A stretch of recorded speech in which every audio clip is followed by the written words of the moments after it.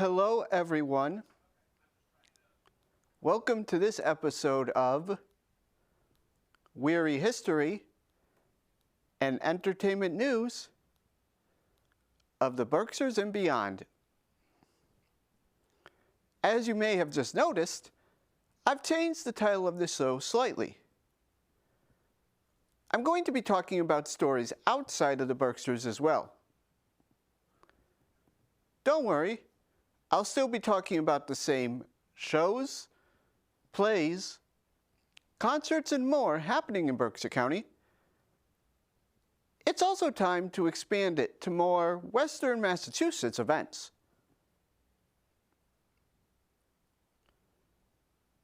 First, it's time for this episode's trivia question. This episode's question is, when they were the Pawtucket Red Sox, what famous baseball record did the Worcester Red Sox break? Now, for this episode's local headlines. First, we'll be stopping by the Greylock Glen in Adams for an update. The town of Adams recently struck a development deal and lease with the company Shared Estates for a campground at its up-and-coming Greylock Glen Eco Village project. The town will now be able to design and raise funds for the new campground that is going to be right behind the Outdoor Center building. In a press release, Town Administrator Jay Green said, quote, "We're real excited about this. This shows the economic vitality of the town of Adams, and it shows the economic vitality of the Berkshires, particularly in the outdoor recreation market. We're excited on a couple of fronts, but mostly because we have a potential $15 million private investment coming to the town," end quote. If you visit Greylock Glen today, you'll find beautiful scenery and a magnificent natural environment with many options for outdoor recreation and activities. In the coming years, the recreation experience today will be enhanced by the addition of educational programs, camping, an outdoor amphitheater, an environmentally friendly lodge with conference facilities, and much more. The Outdoor Center is currently being built and will have a dining room and bar, a learning center with Mass Audubon, a museum, and a pop-up shop. The plan is for the building to open this fall. For our next story, we will be going to Mass-MoCA for their Solid Sound Festival. This is a popular event held every year, spanning 3 days and 4 stages. Solid Sound includes music by Wilco and its members' side projects, as well as many other musical performers. It also features a full comedy lineup, family fun for all ages, local food, craft beer, camping, naturalist activities, and more. Concerts are held rain or shine. As seen on these posters, there will be many acts performing over the 2 days.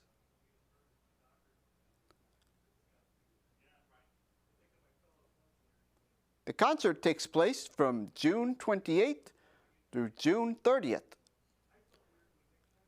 Visit the website shown here for more information. We will be staying at Mass-MoCA for a public art installation and film in collaboration with the Williamstown Theater Festival. The Plastic Bag Store is a public art installation an immersive film experience by Brooklyn-based artist Robin Frohard that uses humor, craft, and a critical lens to question our culture of consumption and convenience, specifically the enduring effects of single-use plastics. The shelves are stocked with thousands of original hand-sculpted items, produce and meat, dry goods and toiletries, cakes and sushi rolls, all made from discarded single-use plastics in an endless cacophony of packaging. The music was done by Freddie Price.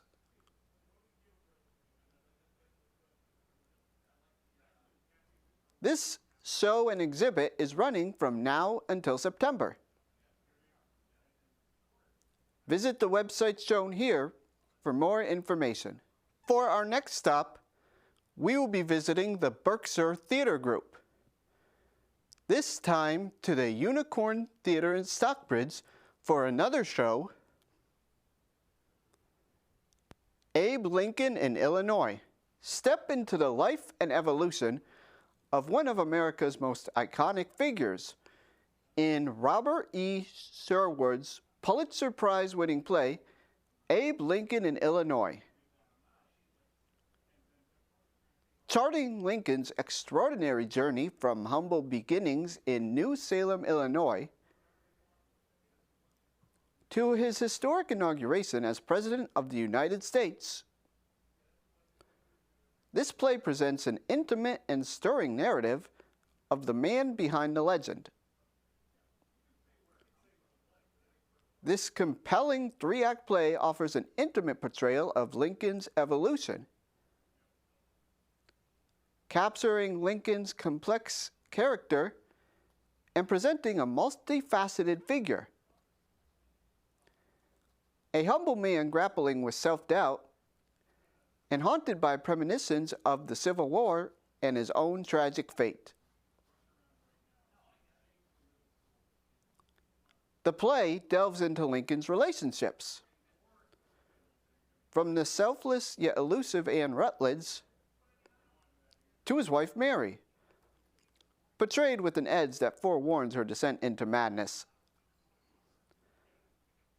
Lincoln's romances, debates with Stephen A. Douglas, and his journey to the presidency are vividly brought to life, showcasing the complexities of his character and relationships.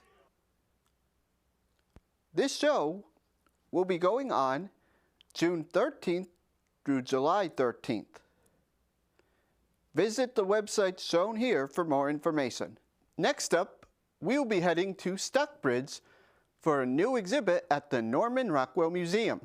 Mystery and Wonder features highlights from the Norman Rockwell Museum's permanent collection, which now holds almost 25,000 illustrations by prominent artists working across different genres and time periods.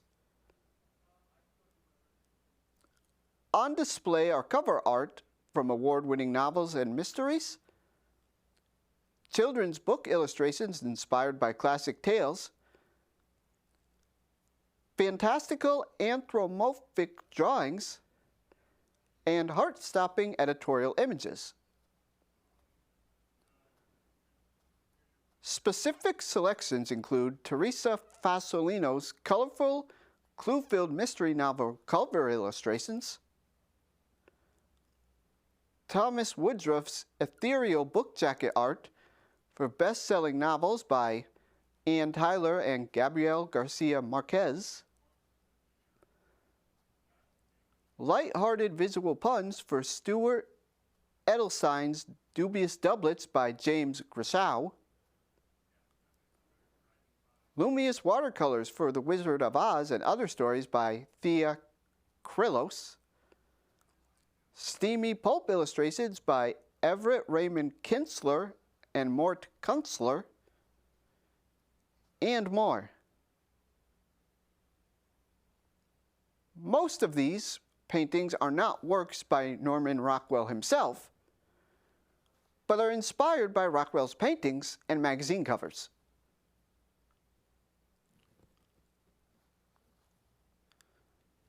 This exhibit will be taking place from now until June 6th.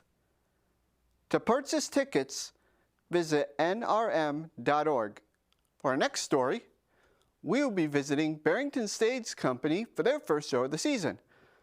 La Cage à Foie, the best of times is now. Come join the party at the hottest nightclub in St. Tropez. Home to Jerry Herman and Harvin Fierstein's hit musical comedy. This spectacular show about love and acceptance is as heartwarming as it is hilarious, and it has so much to say about what it means to be a family.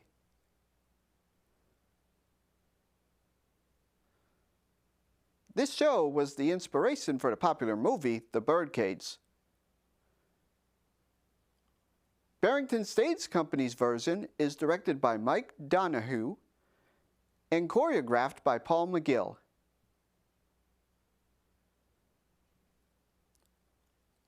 The show will be taking place from June 11th through July 16th. Visit the website shown here for more information. Instead of discussing a movie this episode, we are going to be looking into two baseball stories. One in the Berkshires and one beyond the Berkshires. Since the Pittsfield Suns will not be playing any home games this year, the only Berkshire County team playing in Berkshire County will be the North Adams Steeplecats in the New England Collegiate Baseball League.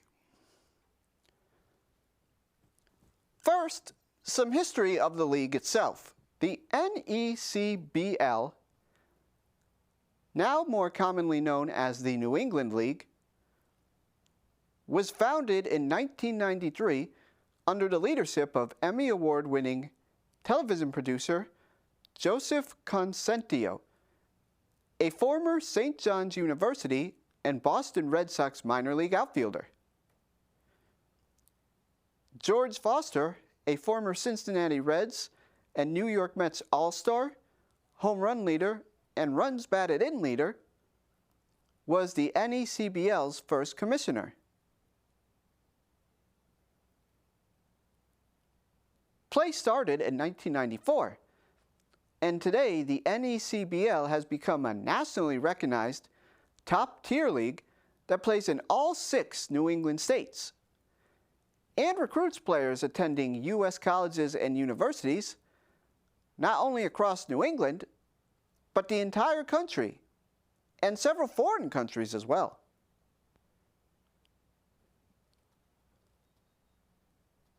The North Adams Steeplecats started play in 2002. North Adams has been the host to 2 All-Star games, in 2007 and in 2017. While they have not won a championship yet, they are one of Berkshire County's most popular summer events.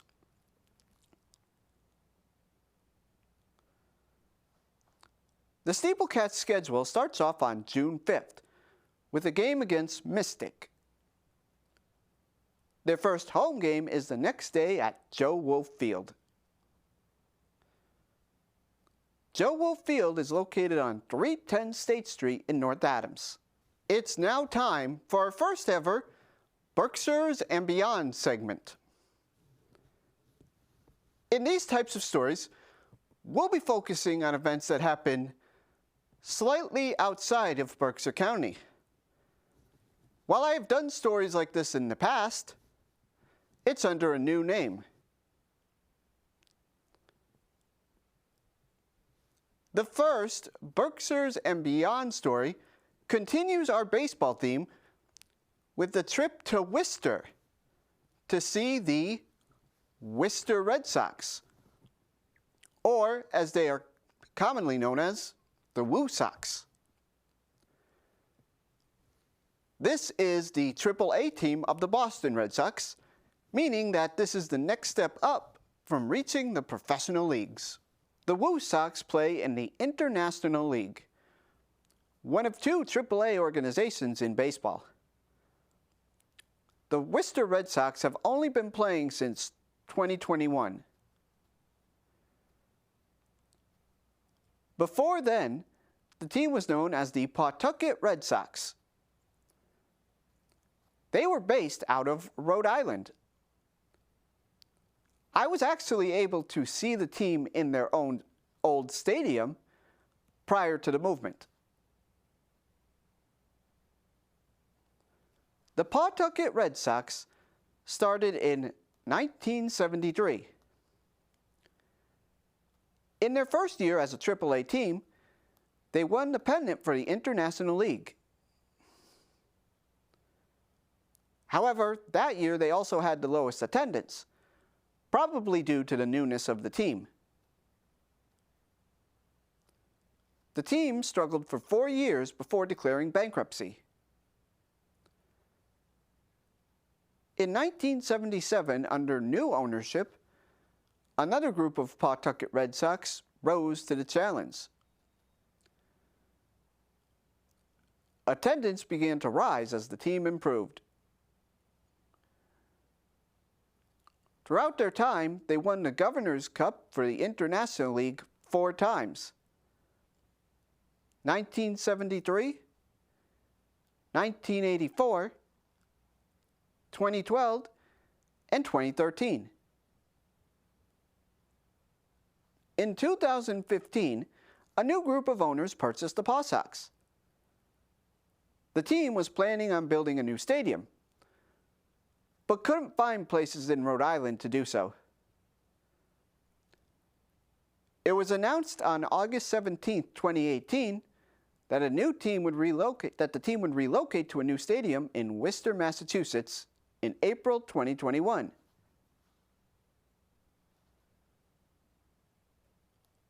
Currently, the team plays at Polar Bear Park.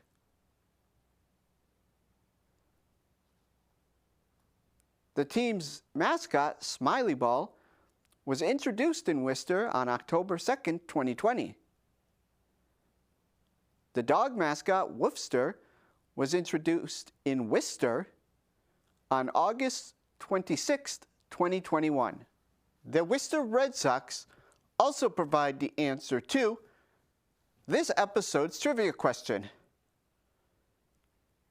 As a reminder, this episode's question was, when they were the Pawtucket Red Sox, what famous baseball record did the Worcester Red Sox break? The answer is the longest professional baseball game ever played. The game was played between the Pawtucket Red Sox and the Rochester Red Wings, at the time the AAA team of the Baltimore Orioles. The game began on Saturday, April 18, 1981 at 8:25 p.m. after a delay of around 30 minutes due to problems with stadium lights, with an estimated 17,400 in attendance. The game continued throughout the night and into Easter morning. Although most leagues had a curfew rule that would have suspended the game, the International Leagues activates at 12:50 a.m. The copy of Rule Book of home plate umpire David Craig failed to mention this cutoff time. The game started normally and went to a tie in the 9th inning with the score 1-1. Then the game went on, and on, and on, and on, and on. In the top of the 21st inning, Rochester's Dave Hubbard hit an RBI double to give Rochester a 2-1 lead.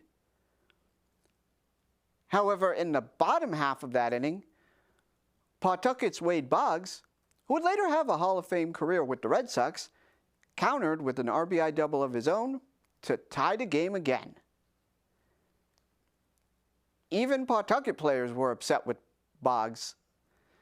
He would later famously say, quote, "I didn't know if the guys on the team wanted to hug me or slug me," end quote. The game continued tied 2-2 until 3 a.m. At that time, then president of AAA Harold Cooper received a phone call from the Pawtucket general manager, explaining that the game was still going on. The horrified Cooper ordered that play stop at the end of the current inning. Finally, at 4:07 a.m., at the end of the 32nd inning, and more than 8 hours after it began, the game was suspended.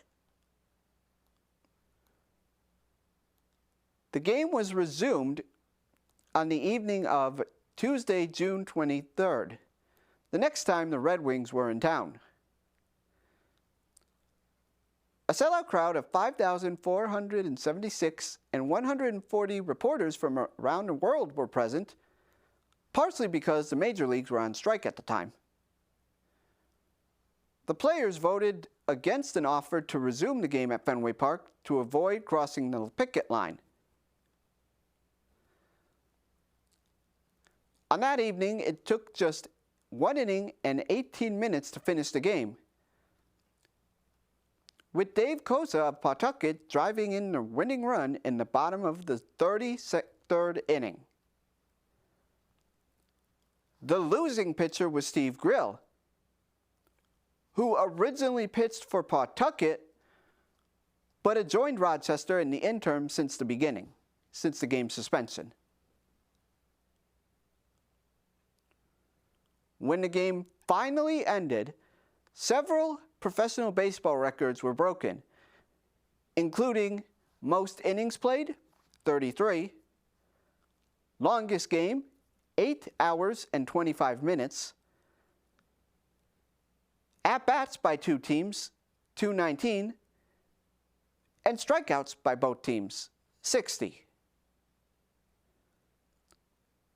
Some notable players who played in this game include Wade Boggs, as mentioned before, Marty Barrett, who would have a notable career with the Boston Red Sox, and Cal Ripken Jr., another Hall of Famer who is most notable for playing the most consecutive games in baseball history. That ends this episode of Wehry History and Entertainment News in the Berkshires and beyond. If you would like to watch this or any other WWHEN episode again, you can visit Pittsfield TV's and CTSB TV's websites shown here, or visit NBCTC's Facebook page. Also, if you would like to see the episodes in HD quality, make sure to check out my YouTube page at RT Wehry. Thank you.